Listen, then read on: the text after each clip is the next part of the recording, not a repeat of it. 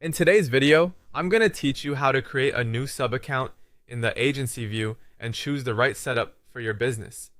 To get started, head into the agency view and look for the sub-account section. Once you're there, click Add New. This is the starting point for creating a fresh workspace for a business, client, or brand you want to manage inside the platform. When the setup window opens, you'll usually have two main options for how you want to begin. If you're just getting started and want full control from the ground up, you can choose Create Blank. This gives you an empty workspace, which is great if you want to build everything yourself and customize each part as you go. The other option is to select a snapshot. A snapshot is basically a pre-built template that can save you a huge amount of time. These are often designed for specific industries, such as catering, real estate, or fitness, and they can include ready-made structures, settings, and assets that help you avoid starting from scratch.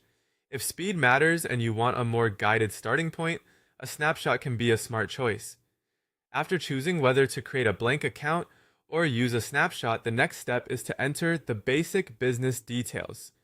Fill in the business name, address, and time zone carefully. These details matter because they help organize the account correctly and ensure that time-based automations, scheduling, and other location-related settings work as expected. It's worth taking an extra moment here to make sure everything is accurate before moving on. As you complete this setup, keep in mind what this sub-account is actually for.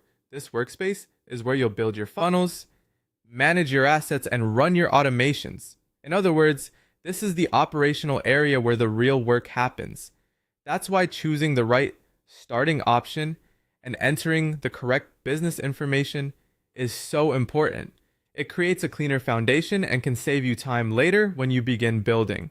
If you're unsure whether to go blank or use a snapshot, a simple rule is this: choose blank if you want maximum flexibility, and choose a snapshot if you want efficiency and a faster launch.